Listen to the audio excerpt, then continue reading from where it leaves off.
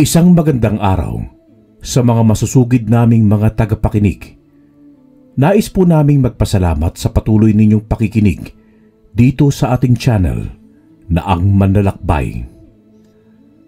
Atin pong tunghayan, mga mahal naming tagapakinig, ang buhay ni Alfredo Maniquis, ang binatang kargador sa palengke na isang antingero.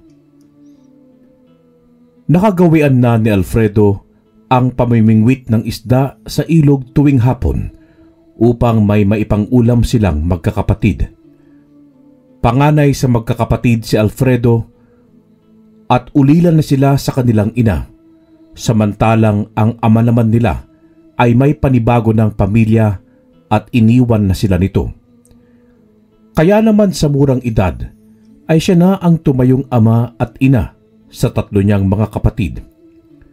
Aminado si Alfredo na mahirap na walang mga magulang. Ngunit ano pa nga ba ang magagawa niya kundi ang magpakatatag para sa kanilang magkakapatid? Nagdesisyon na rin siyang huminto ng pag-aaral kahit pa nga makakapagtapos na sana siya ng high school. Mas pinili niyang huminto upang mapag-aral niya ang tatlong kapatid na nasa elementarya pa lamang. Nagkakargador siya sa palengke upang may maipambili sila ng bigas at iba pa nilang mga pangangailangan sa araw-araw. May mga gulay namang ibinibigay sa kanya ang pinagtatrabahuan niya, kaya naman hindi na nila problema pa ang ulam at ang mga nahuhuli nga niyang mga isda sa ilog ay kanyang ibinebenta kapag marami siyang nahuhuli. Kapag Sabado at Linggo ay kasama niya ang lahat ng kanyang kapatid.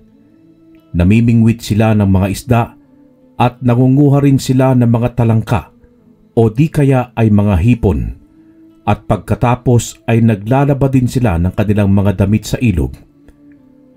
Malinaw naman ang tubig, kaya ayos lamang na doon sila maglaba, at doon na rin nila ito isinasampay sa mga malalaking bato, at pagkatapos nilang maglaba ay doon na rin sila naliligo. Kaya naman, kahit wala na silang mga magulang na kasama sa buhay, ay masaya pa rin sila dahil hindi ipinaparamdam ni Alfredo sa kanyang mga kapatid na may kulang sa buhay nila, at nangako siyang balang araw ay magiging maayos rin ang buhay nilang magkakapatid. Ngunit sa hindi inaasahan ay nagkasakit ang kanilang bunsong kapatid. Napakataas ng lagnat nito at dumudugo na rin ang ilong at puro pantal ang katawan. Na-dengue pala ito, kaya naman kailangan na niya itong dalhin sa ospital. Pinasan lamang niya ito sa kanyang likuran at naglakad lamang siya patungong hospital. Napakalayo ng ospital sa kanila, pero hindi yun alintana kay Alfredo dahil gusto niyang gumaling ang kanyang kapatid.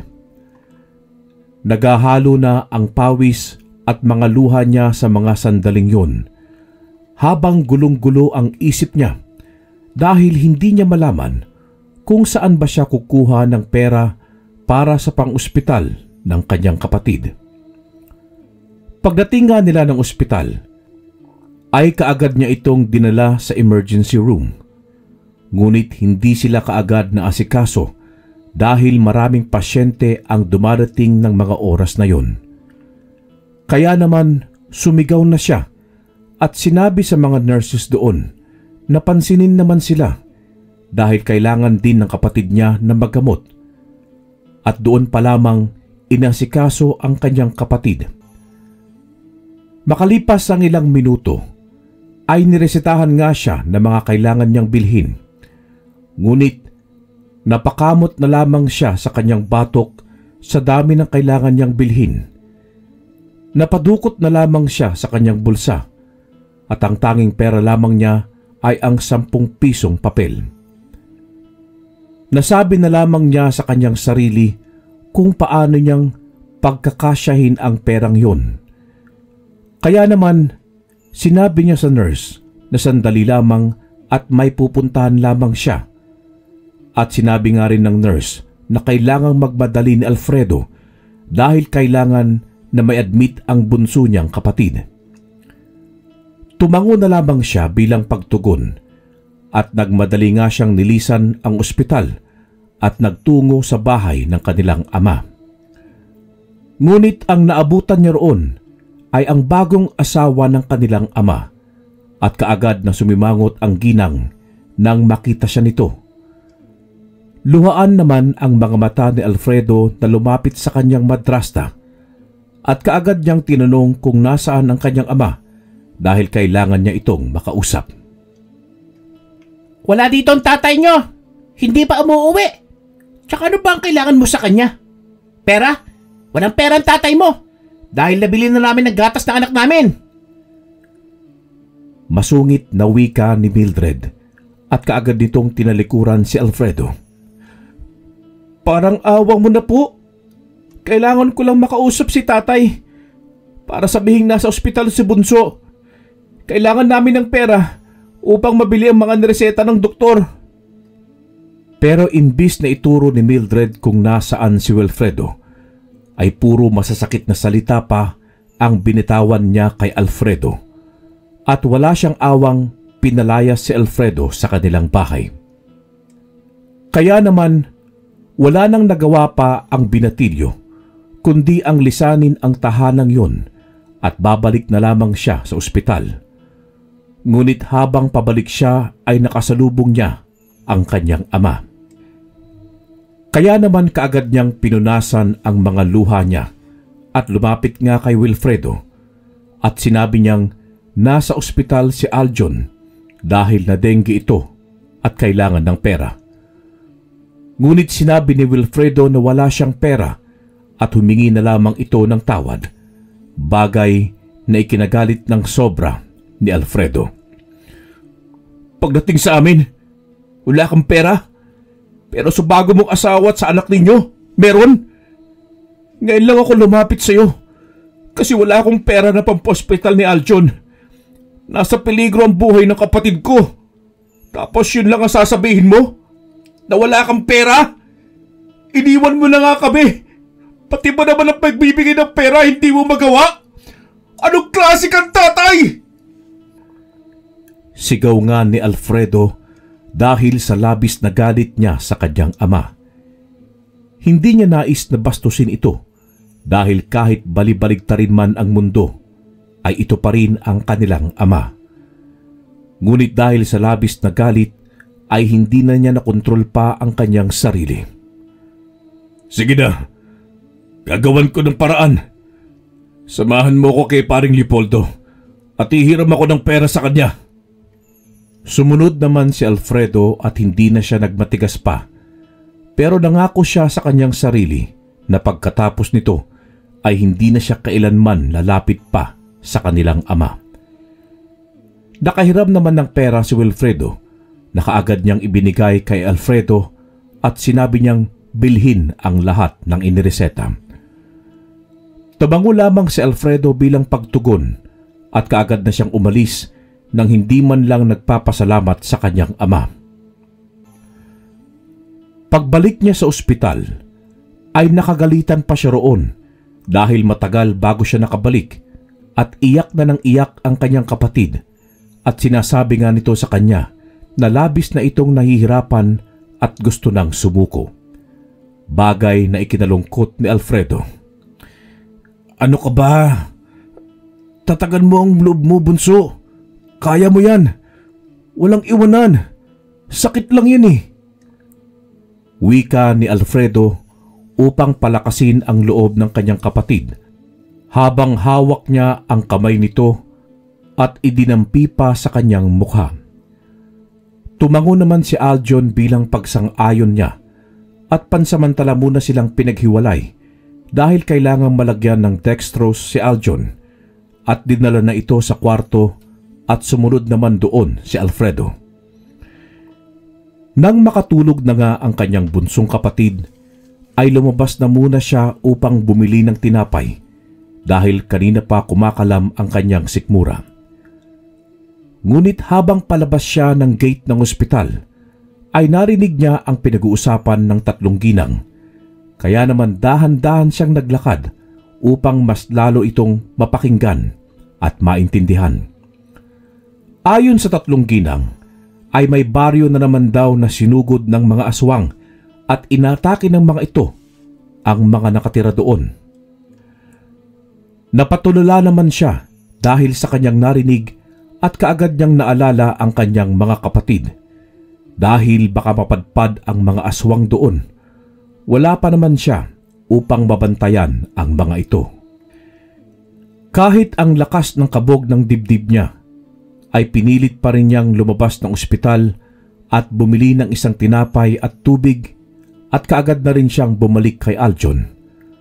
Pakiramdam niya'y nabusog na siya dahil wala na siyang ganang kainin ang tinapay na binili niya, kung kaya't itinabi na lamang niya yon at pinagmasdan ng kanyang kapatid na magpahanggang ngayon ay mahimbing pa ring natutulog. Kinabukasan ay umuwi na muna siya upang tingnan ang lagay ng mga naiwan niyang kapatid sa bahay nila at para maibalitang bumubuti na ang kalagayan ni Aljon sa ospital. Masaya naman ang kanyang mga kapatid nang malaman ang magandang balita niyang yon. Kaagad din niyang tinanong kung wala ba silang naramdaman na umaaligid na aswang doon. At ayon sa kanyang pangalawang kapatid, ay wala naman silang naramdaman. Kaya naman nakahinga siya ng maluwag at binilinan na lamang niya ang mga ito na huwag magbubukas ng pintuan at bintana sa gabi at magpalibot din ng asin sa paligid maging ng mga binalatang bawang. Nagtataka naman ang kanyang mga kapatid kung bakit kailangang gawin ng mga bagay na yon. Kaya sinabi niya sa mga ito na may nabalitaan siya na nilusob ng mga aswang. Ganoon na nga ang ginawa ng mga kapatid niya kinagabihan. Naglagay nga sa palibot ng bahay nila ng mga asin at bawang. Nagtabi na rin sila ng itak sa kanilang higaan bilang proteksyon kung sakaling may makapasok ngang aswang sa kanilang bahay. Makalipas lamang ang 3 araw, ay nailabas na rin ng ospital si Aljon. Kinapos ang perang inutang ng kanilang ama, kung kaya't nakapangutang din si Alfredo sa amo niya sa palengke. Mabuti na lamang at mabait ang kanyang amo at pinautang siya. At ang sumobra nga sa pinautang sa kanya ay ipinambili niya ng bigas at baon na rin ng kanyang 2 kapatid. Tinupad nga ni Alfredo ang kanyang pangakong hinding-hindi na siya lalapit pa sa kanilang ama. Hindi na niya ito nilapitan pa para hingan ng tulong kahit kinakapos sila sa panggastos. Ayaw na rin kasi niyang makarinig pa ng masasakit na salita mula sa kanyang madrasta at mas gugustuhin na lamang niyang mag-ulam ng asin kaysa humingi ng tulong sa mga ito. Pagka-uwi nga niya galing trabaho, ay inaya niya ang kanyang pangalawang kapatid upang magpasama rito na mamingwit ng isda sa ilog para may maiulam sila. Ngunit pagdating nila doon ay malalim ang ilog kaya wala naman silang mahuhuli. Naligo na lamang sila at namulot-mulot ng mga magagandang bato na ilalagay nila sa kanilang mga halaman na nakalagay sa paso. Mahilig kasi ang kanilang ina sa mga halaman noong ito ay nabubuhay pa at namana yon na Alfredo. Sa kanilang paghahanap nga ng mga makikintab na bato at iba't ibang kulay, ay nakakita si Alfredo ng isang buhay na bato na hugis tatsulok. Manghang-mangha nga siya sa ganda nito na para bang sinadyang ukitin upang maging hugis tatsulok. Pinulot niya yon at ibinulsa at muli silang naligo at pagkatapos ay umuwi na sila. Bumili na lamang ng isang sardinas si Alfredo sa tindahan at didamihan na lamang niya ito ng sabaw at nilagyan ng malunggay upang magkasya sa kanilang 4. Paglipas ng 1 linggo ay napapansin ni Alfredo na parang lumalaki ang batong buhay na hugis tatsulok, kaya naman bahagya niya pa itong iniangat at pinakatitigang mabuti. Napatanong na lamang siya sa kanyang sarili kung buhay nga bang bato ang napulot nilang yun at bakit nadadagdagan ang laki nito na naging kasing laki na ng piso. Hindi nga nagtagal ay nagmimistulan na itong medalyon. Manghang-manghari naman ang kanyang mga kapatid nang makita ito. Kuya, hindi kaya isang agimat yan? Suhestyon nga ng kanyang pangalawang kapatid at kinuha niya ito mula sa mga palad ni Alfredo. Paano mo naman nasabing isa itong agimat? Pangkaraniwang bato lamang ito. Epekto yan ang pakikinig mo sa mga alamat na kwento ni Mang Tasyong eh. Tugon naman ni Alfredo sa kanyang kapatid at ibinulsa na lamang ang batong yun at itinuloy ang paglilinis ng bahay. At habang naglilinis nga siya, ay nakita niyang humahangos ang kanilang kapitbahay na para bang may humahabol dito. Kaya naman, kaagad niya itong nilapitan at tinanong kung anong nangyayari. At ayon nga sa kapitbahay nilang lalaki, ay nabalitaan nito na may mga bumaba na namang mga aswang at umaatake na naman ang mga ito. At binalaan pa siya na mag-ingat dahil ang baryo naman nila ang lulusubin ng mga nasabing aswang, bagay na ikinabahalang labis ni Alfredo. Nang bigla niyang maalala ang sinabi ng kanyang kapatid na si Arnold, minsan na rin kasing nakakarinig ng kwento-kwento si Alfredo patungkol sa agimat na siyang nakakatalo sa mga aswang at ang nagmamay-ari ng agimat o anting-anting ay isang tinatawag na isang antingero. Kung kaya't mabilis niyang kinuha ang bato sa kanyang bulsa at pinakatitigan itong muli. Kung tunay kang ang anting-anting, patutulungan mo kaya ako sa pakikipaglaban ko sa mga aswang na labis na nakakapirwisyo sa mga tao. Ngunit, ano ba magiging laban ko? Wala naman akong kakayahang makipaglaban. At isa ka lang ordinaryong bato. Bakit kailangan kong maniwala sa kinikwento ni Mang Tasyong? Wika niya sa kanyang sarili at muli nang ibinalik ang bato sa kanyang bulsa. Ngunit laking gulat niya nang magliwanag ito mula sa kanyang bulsa. Kumabog ng napakabilis ang kanyang dibdib.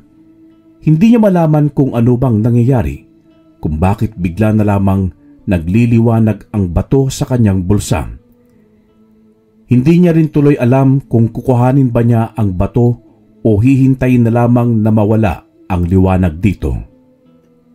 Nang bigla itong makita ni Arnold at sinasabi sa kanya na baka isa ngang agimat ang batong yun. Sandali pa silang nagkatitigan bago niya kuhaning muli ang bato. Alam mo ba kuya, isa pang sinabi ni Mang Tasyong nung nabubuhay pa siya, na kapag umiilaw daw ang isang agimat, ibig sabihin, may aswang sa paligid. Natatakot na sambit nito at kaagad na lumapit at humawak sa braso ni Alfredo. Kung totoo nga yung sinasabi mo, ibig sabihin, may aswang dito? Ngunit kaagad namang nagkibit-balikat si Arnold dahil hindi rin siya sigurado sa kanyang sinabi. Pinagluloko mo na naman ako eh. Ikaw na nga magtuloy ng nililinis ko. Magluluto na ako ng ating pananghalian. Tumango naman si Arnold bilang pagtugon. Ngunit binilinan ito ni Alfredo na huwag ipagsasabi ang tungkol sa bato. Opo kuya, sige po. Wala akong pagsasabihan. At kung totoong anting-anting nga yan, ibig sabihin, makapangyarihan ka na. May mga tatalo na sa mga aswang kuya. Nakakatuwa akong ganun. Huwag na muna tayong matuwa, Arnold. Hindi pa naman tayo sigurado kung tunay nga ba itong anting-anting eh. Tugon nga ni Alfredo. Pero, paano may papaliwanag ang pag-ilaw niyan kanina kuya? Di naman yung bumbilya upang umilaw, di ba? Basta, malakas ang kutob ko ng anting-anting yan. At balang araw, ay malalaman mo rin ang taming paggamit niyang kuya. Napatulala naman si Alfredo habang nag-iisip at sinabi niyang sanay magdilang anghel ang kanyang kapatid. Tuluyan na ngang itinago ni Alfredo ang batong yun. Iniligay niya ito sa kanyang damitan at binalot pa niya ito ng panyo. Sa paglipas ng mga ilang buwan ay muling kinuha yon ni Alfredo matapos niyang mapanaginipan ito na muling umiilaw at mula sa malayo ay may lalaking nagsasalita na ito ay alisin na sa pinagtataguan at panahon na upang gamitin ito.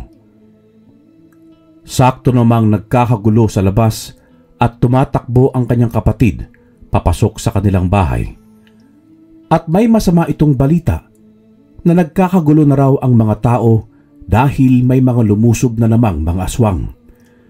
Kaya naman hinigpitan ni Alfredo ang pagkakahawak sa bato at nagsapalarang magtungo kung nasaan naroroon ang mga aswang. Ilang beses pa siyang pinigilan ng kanyang mga kapatid, ngunit hindi siya nagpapigil. Nagmistulang bingi si Alfredo at diretso lamang siya sa paglalakad hanggang sa marating na nga niya ang kinaroroonan ng mga aswang. Nanlaki ang mga mata niya nang personal niyang makita ang mga ito. Nanlilisik ang mga mata. May mga mahahabang kuko at mga ngipin at ang sagwa ng itsura ng mga ito. Nakaramdam ng takot si Alfredo para sa kanyang sarili, lalo na't nag-iisa lamang siya. Paano niya kakayanin ang napakaraming aswang? Ngunit huli na para umatras pa siya dahil nakita siya ng aswang at kaagad itong sumugod sa kanya at kinalmot siya sa mukha. Ngunit pareho pa silang nagulat nang makitang wala man lang naging sugat si Alfredo at muling lumiwanag ang bato na hawak ni Alfredo. Kaya naman napukaw nito ang atensyon ng lahat ng mga aswang at gulat na gulat ang reaksyon ng mga ito. Anong klaseng tawag binatang yan? Bakit nagliliwanag ang tangan niya? Nagtatakang tanong ng aswang, ngunit lahat sila ay walang maisagot at ganun din si Alfredo. Nang biglang nangahas na lapitan si Alfredo ay bigla rin itong lumayo dahil nasisilaw ito. Mukhang ipinanganak na ang tatalo sa ating mga aswang. Kailangan na nating umalis. Magmadali kayo! Sigaw nga ng pinuno ng mga aswang at lahat nga sila ay nag-alisan. At kahit wala na ang mga aswang ay nanatiling nakatulala si Alfredo. Hindi siya makapaniwala na ang isang kagaya niya ay katatakutan ng mga aswang. Nabalik na lamang siya sa wisyo nang yugyugin siya ng kanyang mga kapatid at tuwang-tuwa ang mga ito habang sinasabi nilang makapangyarihan na ang kanilang kuya Alfredo. May mga tao rin na lumapit kay Alfredo at nagpapasalamat ang mga ito sa kanya. Hindi man niya napaslang ang mga aswang. Nagalisan naman ang mga ito dahil natakot sa kanya. Hiling ng mga tao roon na sana'y wag nang bumalik pang muli ang mga aswang na nanggugulo sa pamumuhay nila. Hanggang sa kumalat nga sa kanilang baryo ang pangyayaring yun. May mga naniwala, ngunit mayroon din namang hindi, at hinayaan na lamang yon ni Alfredo dahil maging siya ay hindi makapaniwala sa nangyari. Kinabukasan, habang patungo siya sa palengke para magtrabaho, ay may mga taong lumapit sa kanya at tinatanong siya ng mga ito kung totoo nga ba ang nangyari kagabi. Kung kinatakutan nga ba siya ng mga aswang dahil may kapangyarihan siya. Ngunit nginitian lamang niya ang mga ito at sinabing hindi niya alam at dumiretso na siyang naglakad hanggang sa may nakita siyang nag-aaway sa daan. Kaya tinakbo niya ito upang umawat, ngunit saktong pag-awat niya ay siya naman itong nasaksak. Kaya nagsigawan ang mga taong nakasaksi sa pangyayari. At laking gulat nilang lahat nang makitang wala man lang sugat si Alfredo. Nabutas lamang ang suot nitong damit. Maging siya ay hinanap pa ang sugat sa kanyang tagiliran, ngunit wala siyang sugat doon. Sa labis ng pagkabigla ng nakasaksak sa kanya, ay nabitiwan nito ang kutsilyo at mabilis nang tumakbo upang tumakas. Ngunit nahuli rin ito ng mga tao. Ayon sa nakasaksak kay Alfredo, ay hindi niya sinasadya at kaya naman sila nag-aaway ng kanyang kaaway ay dahil may malaking utang na pera ito sa kanya at hindi na siya binayaran. Depensa pa niya ay nagdilim lamang daw ang kanyang paningin, kaya niya yun nagawa. Sandali itong ikinulong sa munisipyo at nakalaya rin dahil wala namang nasaktan. At dahil nga doon, ay mas lalong umugong ang balita patungkol kay Alfredo na kinatatakutan daw ito ng mga aswang at hindi tinatablan ng patalim. Maraming humanga kay Alfredo dahil doon. Maraming nakakilala sa kanya at ang balitang yon ay nakarating na rin sa kanyang ama at sa kanyang madrasta. Hanggang sa may nagtungong lalaki sa kanilang bahay at dala-dala ang anak nitong babae na napakataas ng lagnat at kinukumbulsyon na. Ayon sa lalaking kapitbahay nila Alfredo, ay pangatlong araw na raw itong nilalagnat at mas malala nga ngayon. Ngunit sinabi naman ni Alfredo na dapat sa ospital na lamang ito dalhin sapagkat hindi naman siya marunong manggamot. Pero nagpupumilit ang lalaki na subukan niya itong gamutin dahil malayo pa ang ospital sa kanila. Hindi naman malaman ni Alfredo ang kanyang gagawin dahil alam niya sa sarili niya na hindi talaga siya marunong manggamot. Pasensya ka na talaga, Kuya Edwin. Pero hindi po talaga ako marunong manggamot eh. Pasensya na talaga. Sige na, Alfredo. Subukan mo lamang. Hindi ba't may anting-anting ka? At alam ko na kung sino man ang taong napagkalooban ng anting-anting paniguradong may kakayahan na rin manggamot ah. Tugon nga ni Edwin. Kaya naman, sinubukan na nga ni Alfredo at sinabi niya sa kanyang sarili na bahala na. Ang importante ay sinubukan niya.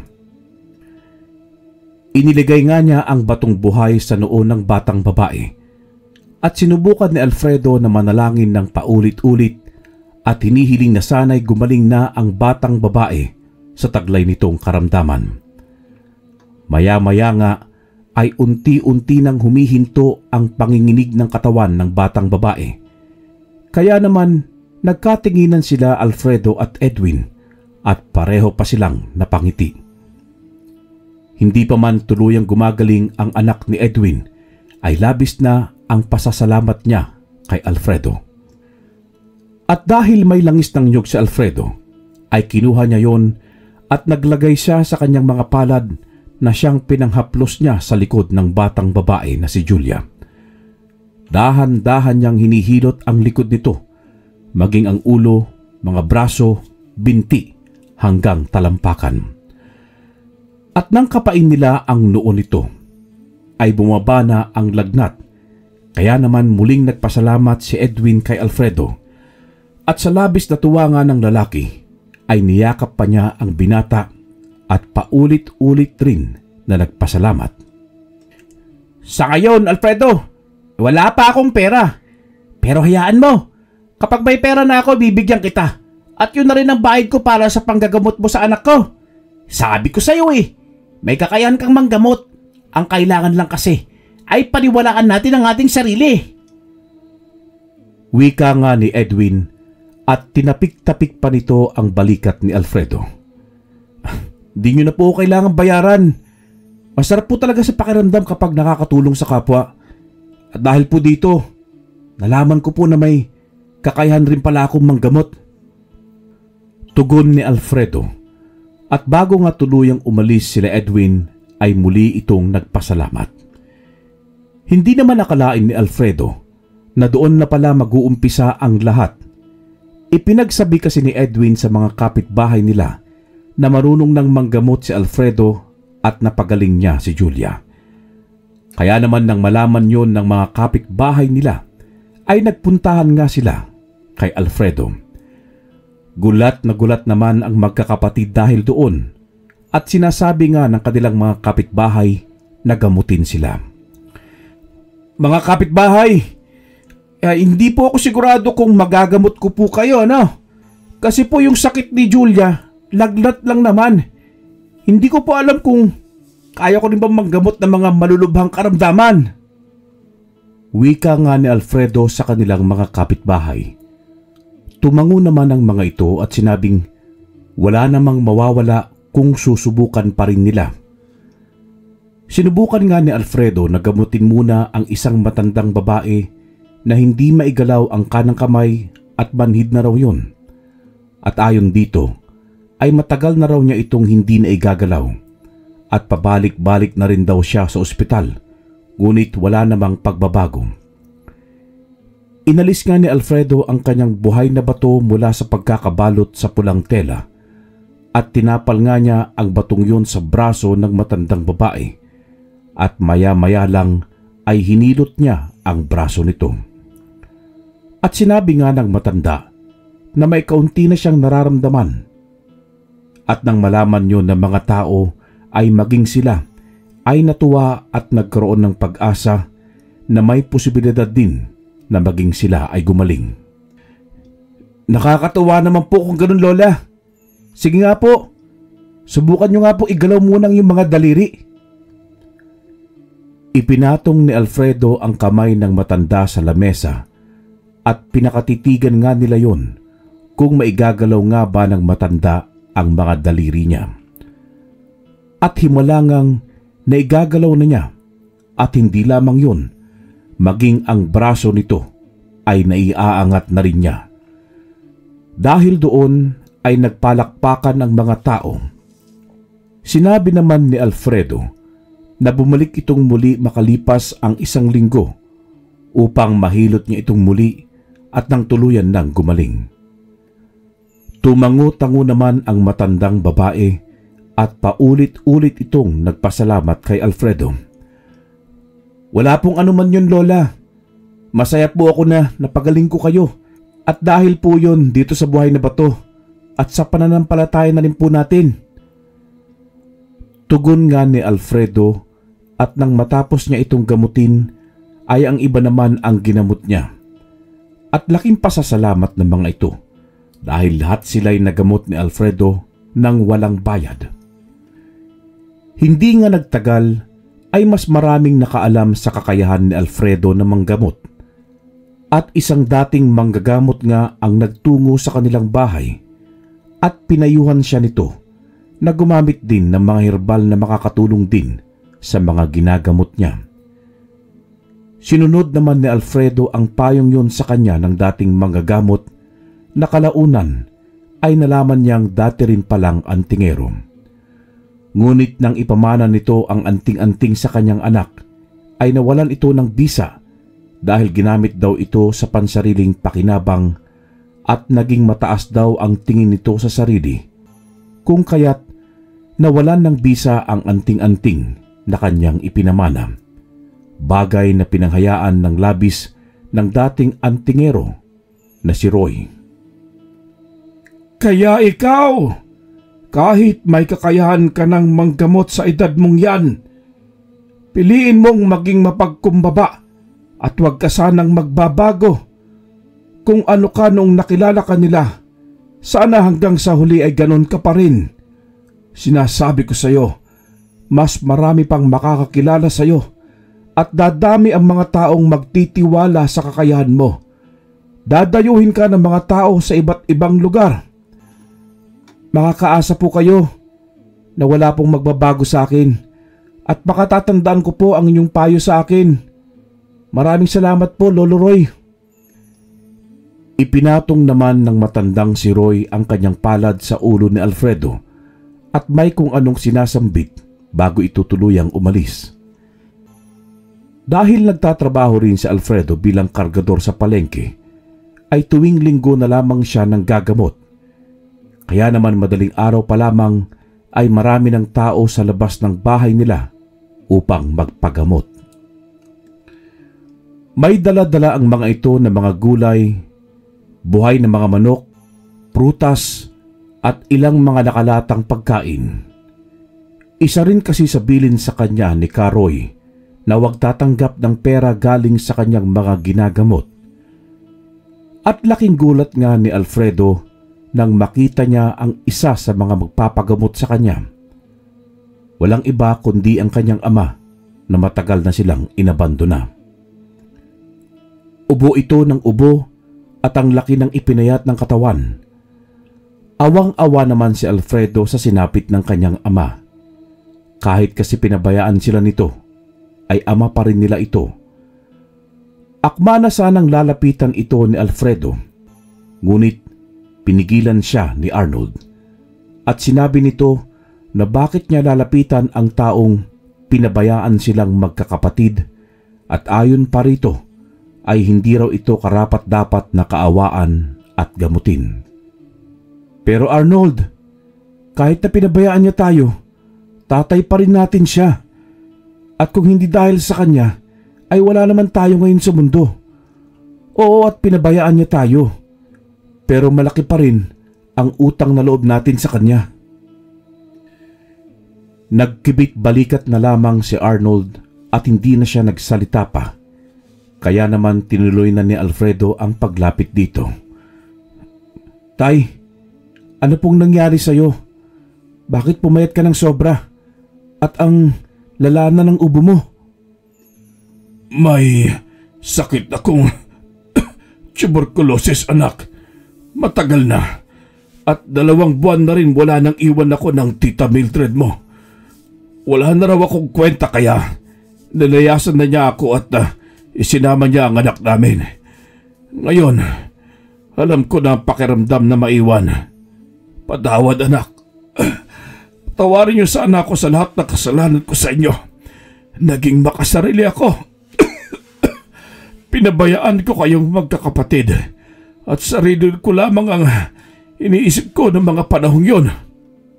Kalimutan na po natin yon, tay. Tapos na po yun eh. Aaminin ko po talagang masama pong loob ko sa inyo. Pero tatay pa rin po kita eh. At sinuban ako para hindi magpatawad. Yayakapin sana ni Alfredo ang kanyang ama. Ngunit mabilis itong umiwas at sinabing baka mahawa siya. Nakiusap nga si Alfredo sa mga nakapilang magpapagamot kung maaaring unahin muna niyang gamutin ng kanyang ama. Pumayag naman ang mga ito, kaya inuna na nga niyang gamutin ang kanyang ama. Iniligay nga niya ang bato sa likod ng kanyang ama at para itong isang bato balani na dumikit sa likod nito. Hinilot niya rin ang buong likod nito at may malapad na dahon na pinahiran niya ng langis na siyang itinapal niya rin sa likod ni Wilfredo. Ngunit habang ginagamot niya ito, ay hindi niya maiwasang mapailing at mapaluha. Batid kasi niyang malubha talaga ang karamdaman ng kanyang ama at hindi yun makukuha sa isang gamutan lamang. Bumalik na po kayo sa amin, tay. Tutal, wala naman na si Tita Mildred. Dito ka na lang po para may tuloy ko ang panggagamot sa'yo hanggang sa tuluyan kang gumaling. Pero paano ang mga kapatid mo, anak? Siguradong hindi sila papayag na bumalik ako. Alam kong masama ang loob nila sa akin. Sa tingin mo ba'y mapapatawad pa nila ako? Ako na pong bahalang kumausap sa kanila, tay. Alam ko pong mapapatawad ka po nila. Lalo na si Ronald at Aljon. Kay Arnold lamang po ako hindi sigurado. Pero alam ko pong mapapatawad ka rin nun. Mabait naman po yun eh. Ngumiti at tumango-tango naman si Wilfredo at sinabi nga niyang gamutin na niya ang iba pang magpapagamot. Nagtungo naman sa likuran si Wilfredo at nakita niya roon si Arnold na masama ang tingin sa kanya. Kaya naman napayuko na lamang siya nang bigla siya nitong sugurin. Ang galing mo naman po! Kung kailan may sakit ka, tsaka mo kami maalalang balikan. Pinabayaan mo kami At sarili mo lang inisip mo. Tapos ngayon babalik ka na para bang wala kang kasalanan sa amin. Kung ano man ang pinagdaraanan mo ngayon, nararapat lang sa iyan. Wala nang iwan mo kami. Si kuya nang bumuhay sa amin. Nag-alaga at nagpaaral. Maging ang sarili niya kaligayahan, kinalimutan niya para sa amin. Habang ikaw, nandoon sa bago mong asawa at nagpapakasaya na parang walang mga anak na iniwan at pinabayaan. Panunumbat nga ni Arnold habang luhaan ang kanyang mga mata at ganun din naman si Wilfredo. Hindi niya malaman kung anong isasagot sa kanyang anak. Ano tay? Wala ka may sagot no? Kasi tama ang mga sinabi ko. Tama ka anak. Malaki talaga ang kasalanan ko sa inyong magkakapatid. Pero sana mapatawad niyo ako. Patawad? Pero hindi ako kagaya ni kuya na mabilis kang napatawad. Saka nga ito umalis sa harapan ng kanyang ama at naiwan nga roon si Wilfredo na patuloy pa rin sa pag-iyak. At hindi niya alam kung ano ang kanyang gagawin para lamang matutunan siyang patawarin ng mga ito. Araw-araw nga siyang ginagamot ni Alfredo, kaya naman mabilis siyang gumaling. Hindi na kagaya nung una na ubo siya ng ubo. Maayos na rin ang kanyang paghinga at nakakatulog ng mahimbing sa gabi. Bagay na ipinagpapasalamat niya ng sobra kay Alfredo. Kahit na pinabayaan niya ito noon, ay hindi siya magawang pabayaan nito ngayon. Hanggang sa unti-unti na rin siyang napapatawad ng dalawa niyang mga anak na sina Ronald at Aljon. Ngunit si Arnold ay hindi pa siya napapatawad.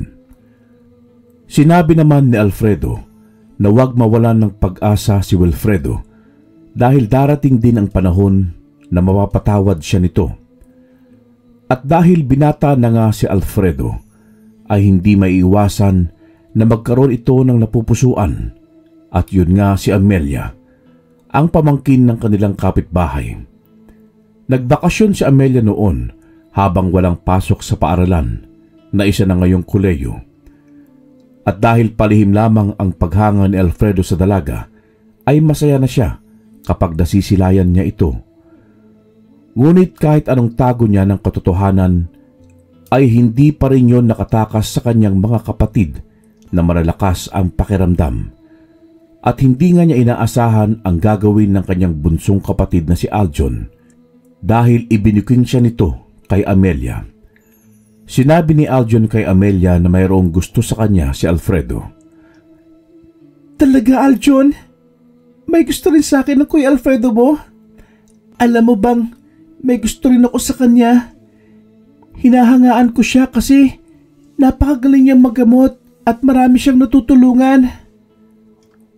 Wika nga ng dalaga, bagay na ikinatuwa rin ng labis ni Aljon. Hindi na nga siya nagsalita pa at kaagad na siyang tumakbo pa uwi ng kanilang bahay at sinabi nga niya sa kanyang kuya Alfredo ang mga sinabi ni Amelia. Ngunit hindi siya pinaniwalaan ni Alfredo at tinawanan lamang siya nito at sinabing puro kalokohan naman ito. Pero ipinilit talaga ni Aljon na paniwalaan siya ni Alfredo dahil totoo naman daw na sinabi yon ni Amelia. Alam mo, bunso, gusto sana kitang paniwalaan eh. Kaso napaka-imposible kasi yung mga sinasabi mo. Paano naman magugustuhan ni Amelia ang kagaya ko? Hindi naman ako pogi at mas lalong walang pera at hindi nag-aaral. Sinabi naman ni Aljon na kaya nagustuhan ni Amelia si Alfredo ay dahil sa galing nito sa panggagamot at sa pagiging matulungin sa kapwa. O na, sige na. Kunwari naniniwala ako sa iyo. Ikaw talagang bata ka. Sinabi pa kay Amelia na may gusto ako sa kanya. Nahihiya na nga ako dun eh. Eh paano na lang ngayon na alam na niya? Ngumiti na lamang si Aljon at tumakbo naman ito palabas ng bahay. Makikipaglaro naman ito sa kapitbahay at hinayaan na lamang yon ni Alfredo. Ngunit hindi niya maiwasang mapangiti nang maalala ang sinabi ni Aljon na may gusto rin sa kanya si Amelia. Totoo nga kaya yun? Na may gusto rin sa akin si Amelia? Nakakakilig naman kung ganun. Nakangiting wika ni Alfredo sa kanyang sarili at napansin naman yon na kanyang ama. Aba, mukhang masaya ang anak ko Mukhang dahil sa babae yan Ganyan din ako nung nainlove ako sa nanay nyo. Kusa na lang akong napapangiti. Nako itay, hindi po May naalala lang po ako magandang alaala. Kaya po ako napapangiti ngayon. Pagtanggi nga ni Alfredo pero hindi pa rin niya maitago ang kilig na kanyang nararamdaman. Ngunit hindi kumbinsido ang kanyang ama sa kanyang itinugon at batid nito na babae talaga ang dahilan ng pagngiti ng mga mata at labi ni Alfredo. O siya, sige, sabi mo anak Kahit na alam at ramdam kong babae ang dahilan ng pagngiti mo mag-isa. Sabay alis ni Wilfredo at nagtungo ito sa kusina upang magluto ng merienda nila. Marami kasi silang mga saging na saba na ibinigay ng nagpagamot kay Alfredo. Paglabas ni Alfredo ng bahay ay napahinto siya sa paglalakad nang makita niyang makakasalubong niya si Amelia. Napalunok na lamang siya ng sunod-sunod at hindi malaman ang kanyang gagawin. Para bang gusto na lamang niyang bumalik sa kanila. Ngunit huli na ang lahat dahil nagtagpo na ang kanilang mga mata ni Amelia. Mahalata siya na umiiwas kapag lumiko siya pabalik. Kaya naman patay mali siya siyang dumiretso ng lakad at hindi na lamang tinignan pa ang dalaga. Ngunit nang magkalapit na sila nito ay bigla siyang binati ni Amelia. Kaya naman napangiti siya at kaagad na tumingin dito. Napakaganda ng mga ngiti ni Amelia na mas lalong nagpakilig kay Alfredo. Nahihiya naman siyang kinawayan ito at mabilis din niyang ibinaba ang kanyang kamay. Tinanong pa siya nito kung saan ba siya pupunta at sinabi nga ni Alfredo na bibili lamang siya ng yelo. Magsasalita pa lamang sana ulit si Amelia, ngunit may paparating na sasakyan at doon nga nabaling ang atensyon nilang dalawa. At si Alfredo nga ang pakay ng mga ito. Pagbaba nila ng sasakyan, ay kaagad silang lumapit kay Alfredo. Laking gulat naman ng binata nang makitang puro kalmot sa braso ang isang lalaki at inaalalayan ito ng kanyang kasama. Ano pong nangyari sa kanya? Kaagad ng tanong ni Alfredo sa mga ito. Nakaagad naman nilang sinagot. Sinabi nga nilang inatake ito ng aswang matapos niyang labasin ang aswang na nasa labas ng bahay nila. Buntis kasi ang kanyang asawa kung kaya't may umaaligid na tiktik. Isang uri ng aswang na humahaba ang dila na ang binibiktima ay ang mga buntis. Alam namin na hindi araw ng panggagamot mo ngayon, pero nagmamakaawa ko na sana'y gamutin mo siya. Malayo pa ang aming pinanggalingan. Pakiusap ng ama ng lalaki kay Alfredo. Tumango naman ang binata at inaya niyang magtungo ang mga ito sa bahay. Sumunod din naman si Amelia doon at lihim namang natutuwa si Alfredo. Pinaupo ni Alfredo ang lalaking puro kalmot ng aswang at sinimulan na niya itong gamutin. Nakatanaw naman ang kanyang ama, maging si Amelia habang ginagamot niya ito. Pinahiran din ni Alfredo ng langis na may orasyon ang mga sugat ng lalaki. At ang mas lalo ngang nagpatayo sa mga sugat nito ay ang anting-anting ni Alfredo. Nang matapos na itong magamot ni Alfredo, ay nagpasalamat ang mga ito at may kinuha sa sasakyan. Isang bayong na naglalaman ng iba't ibang mga gulay at prutas. Nagpasalamat din naman si Alfredo at dahil napakarami ng mga gulay at mga prutas na yun, ay binigyan din niya ang kanilang mga kapitbahay. Alam mo, Alfredo, napakagaling mong manggamot. Kadalasan sa mga manggagamot ay yung may edad na, nasa edad 30 pataas.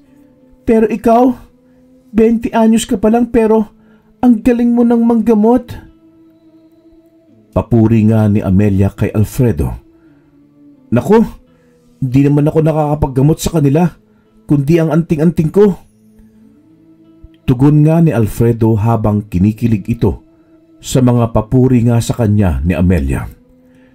Ganun na rin yun. Ikaw yung naging kasangkapan para mapagaling mo ang mga tao na may mga sakit. Maging ang mga inatake ng aswang. Nakakamangha ka, Alfredo. Siya nga pala, doon din sa amin may mga aswang din doon. Kaya maaga pa lang, nasa loob na kami ng bahay. At laging may pangontra si tatay sa mga ito. Pero nung nakalaban sila ng isang antingero na kagaya mo, ayun, unti-unti silang naubos. At ang sabi, ang iba raw ay nakatakas. Pagkukwento nga ni Amelia, naging malapit sila sa isa't isa ni Amelia. Palagi na silang magkasama at nagkukwentuhan kapag hindi abala sa trabaho at panggagamot si Alfredo. Minsan ay tumutulong na rin ang dalaga kay Alfredo sa pag-aasikaso sa mga nagpapagamot. Siya na ang naglilista sa mga pangalan ng mga ito kapag mayroong hindi marunong magsulat. At dahil doon, ay mas lalong ginanahan sa panggagamot ang binata. Pakiramdam niya ay mas lalo siyang lumalakas kapag nasisilayan niya ang dalaga, lalo na kapag ngumingiti ito sa kanya.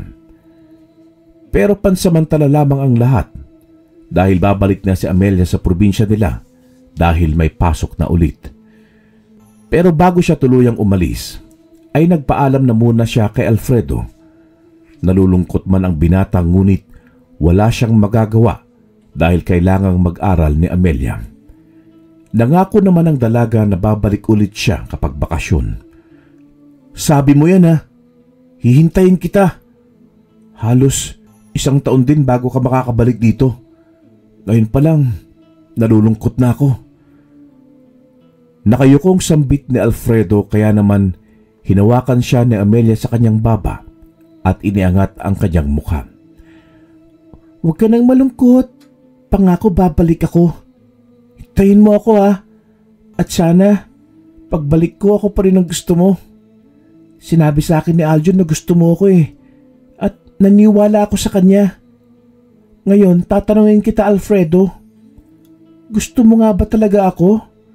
Kasi, gusto kita Napatulala naman si Alfredo sa pinagtapat na yun ni Amelia sa kanya.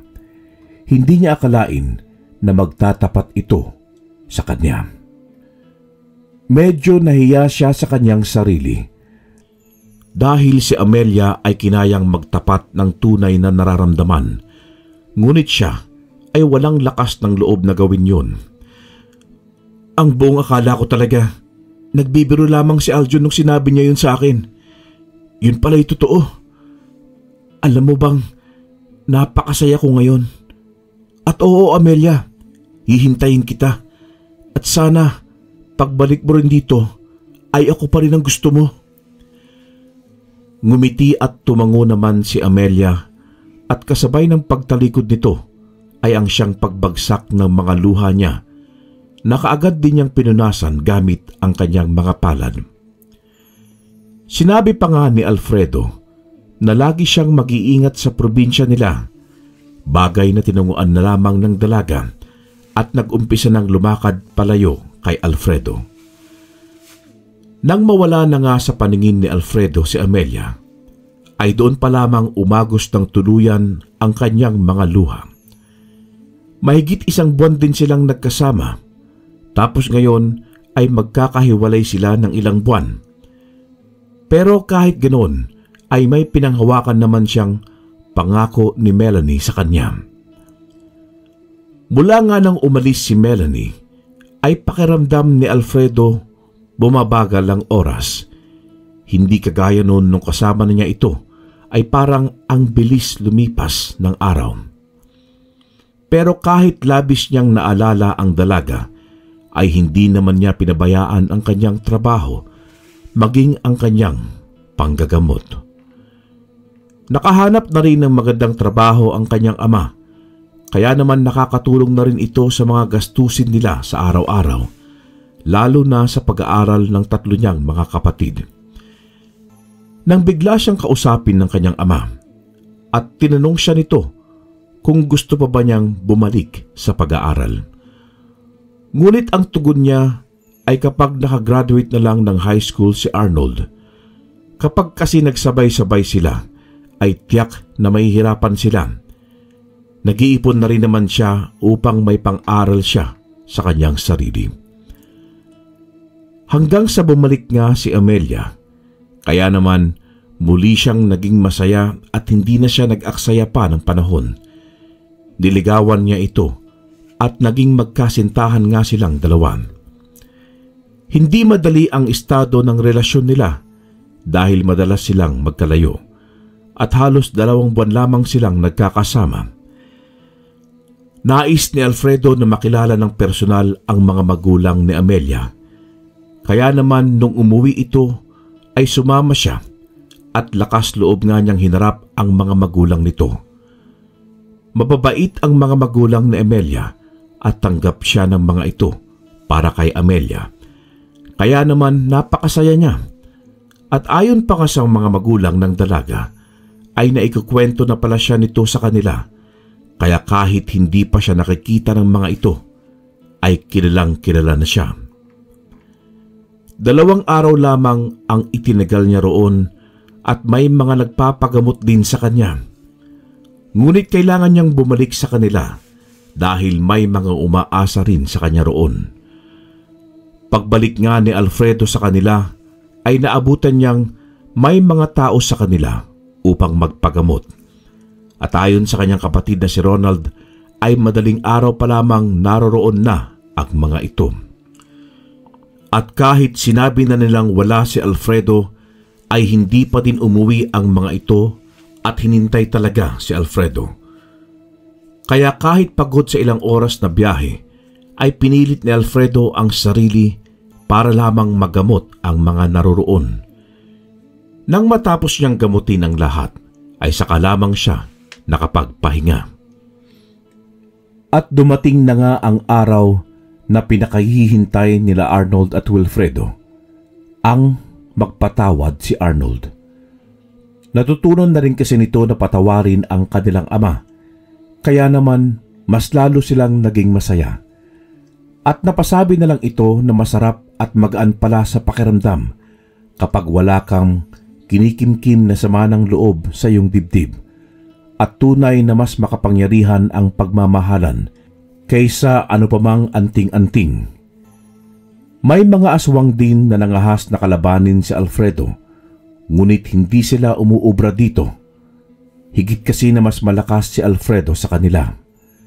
Kaya naman, kaysa maubos pa ang lahi nila, ay pinili ng mga aswang na manahimik na lamang sa kabundukan at hindi na manggugulo pa sa mga tao at mas lalong hindi na sila mananakit pa.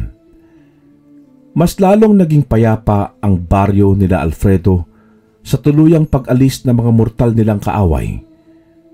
At nang makapagtapos ng high school si Arnold, ay pansamantala muna itong huminto upang si Alfredo naman ang mag-aral. At ngayon nga'y nagpupursigi sa pag-aaral si Alfredo dahil gusto niyang maging sundalo balang araw. At nangako siya sa kanyang sarili na magsusumikap talaga siya upang makamit niya ang kanyang pangarap sa buhay at sa pangarap din niyang makapagtapos ng pag-aaral ang kanyang mga kapatid. Sa ngayon nga ay first year college na sila ni Arnold. Pareho naman silang nag-aaral sa araw at nagtatrabaho sa gabi. At kahit halos wala ng oras si Alfredo, ay naisisingit pa rin niya ang panggagamot. Dahil isa rin yon sa mga nais niya, ang gumaling ang lahat ng may sakit at mabuhay ng maayos at walang iniindang karamdaman. Sa paglipas naman ng mga araw, nanatili namang matatag ang relasyon nilang dalawa ni Amelia habang pareho silang nag-aaral ng koleyo, na may inspirasyon na pagbutihin dahil sa nakikita nila ang magandang pangako ng kanilang pagmamahalan. Wakas.